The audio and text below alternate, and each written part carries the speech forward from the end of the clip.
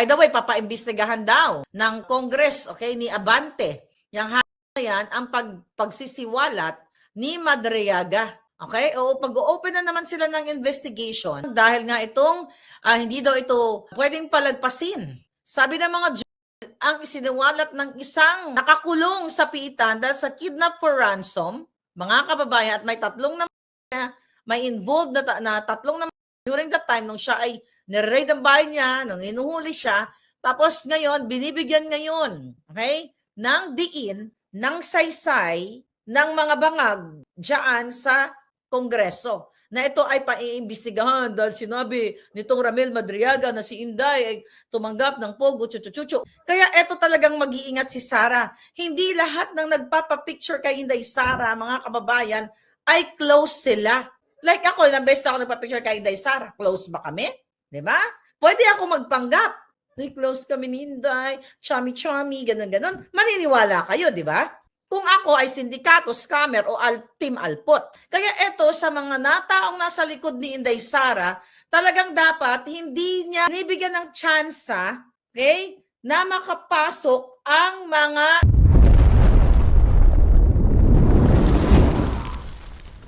NPA, rebelde, alpotera, magagamit, katulad dito ni Madriaga. Sabi ko nga, hindi naman pwede kasi si Sara na ang lumalapit sa kanya, mga OFW, malay ba ni Inday kung sinong tarantado dyan? Kaya dapat nga, yung protocol talaga ni Inday, yung mga gwardiya talaga ni Inday, abtik yun mo, alerto ka mo. Kasi katulad nito, ito magandang halimbawa, okay, mga kababayan, na pwede talagang magamit si Inday Sara ng mga hinayupak na ito. Si bangag lahat to, si Lisa Tanas to, imagine mo nakakulong, sinong mag-uutos yan? It's either may bargaining na gano'n, o sige, pumirma ka dyan, o tinutukan siya. Ikaw, Madriaga, isa ka lang. Pag hindi mo pinirmahan yan, pag hindi ka nagsalaysay, ko ang julo mo. As simple as that. Pero syempre, araw-araw nating lalabanan itong mga hinayupak na ito. Ibibintang nila kay Sara ang kaputahan nila. Alright? Kaya mag-ingat sa mga alpot, kasi ang mga alpot, walang kasing lahat ng mga puta. Sabi ko nga, binibenta nila ang bilat nila sa ngalan ng salapi, sa ngalan ng koneksyon. Lalo na yung leader nila na alap-apon ang bilat. Okay? Yan, mag-ingat kayo dyan. Sino mga nasa likod ni Inday? Si Sara na mismo nagsabi, mas powerful pa sila kaysa kay Sara Duterte, kay Inday. Ito yung pag-iingatan nyo, mga palangga. Sige nga, kung effective yung kapot nyo, palayain nyo nga si PRRD bago magpasko. Sige nga, sige, palayain nyo si PRRD bago magpasko. Kasama yung mga lawyers na mga na nagtotolerate sa inyo. Whoever they are.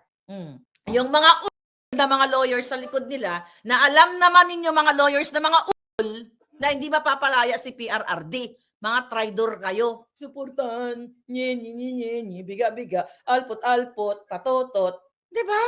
Tanga-tanga. Hindi nga kayo nakabisita doon kay PRRD. Mga nyo. Oh, sino ang lawyer nasa likod? Sige nga. Hindi ba naman kayo mga nyo yung taong bayan?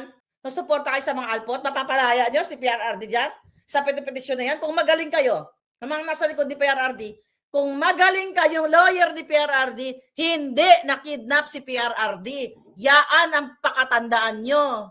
Kaso mga kayo. Wala kayong alam kung di sumipsip kay PRRD, gumamit at nagkapera pa kayo mga kayo.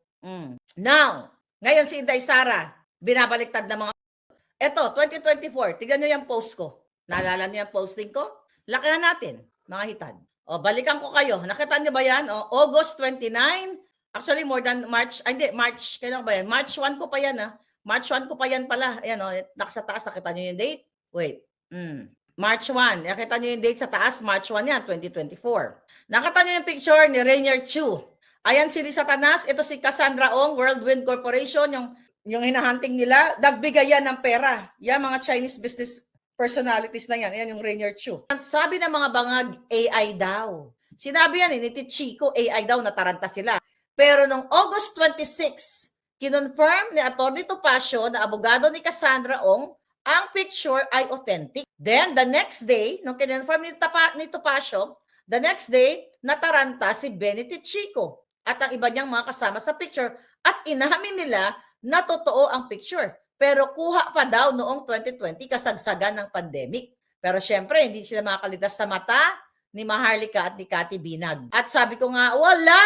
Nakita namin ang picture sa Google search na noong June 2022 sa birthday celebration ni Sandy Daza na BFF, okay, ni Marcos Bangag Jr. ay kasama pa rin nila si Rainier Chu na nagpa-picture lang daw sa kanila.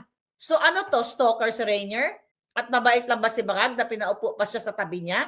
Ang kwento niyan, mga kababayan, ng ating puting ahas, ang hari at reyna ng Pogo ay si Lisa Tanas at si Bangag na sila ay binigyan ng pera ng mga Pogo operators noong 2022 election. Pinaliwanag ko dyan na si Rainier Chu ay katabi ng nakaitim, di ba? Si Chu ay kababata palayan at best friend ni Bangag at taga-ayos ng Pogo operation gamit ang serbisyo ni Lisa Tanas sa most law firm. Lahat ng halos Pogo operators ay dumadaan sa law firm ni Satanas noong hindi pa bago mag-2022, bago pa sila umupo diyan sa kanilang kabangagan. Si Churin di umano ang namuno ng fundraising sa Pogo Association para sa 2022 elections. Labas ang grupo sa pamumuno ni Kim Wong. Unang fundraising ay nagkamal ang mag-asawang Bangag at Satanas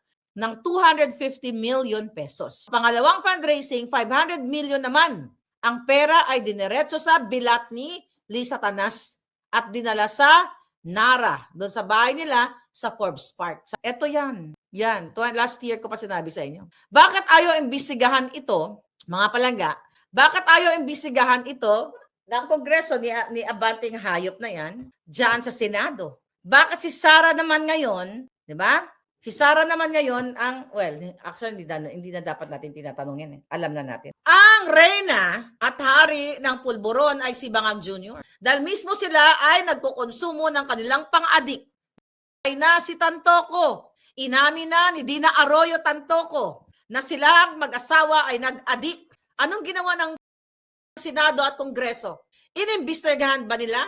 Record yan dito sa California, sa Beverly Hills, na inamin ni Dina Arroyo Tantoco na Undersecretary sa Office of the Vice President, Office of the President, na pinapasweldo ng pera ng bayan, umamin na nagdroga dito sa California, sa Beverly Hills, pero walang ginawa. Ang Senado, Kongreso, walang gustong mag-imbestiga. Pero si Inday, na nagtestimonya itong kidnapper na ito, na nakakulong, imbestiga kaagad.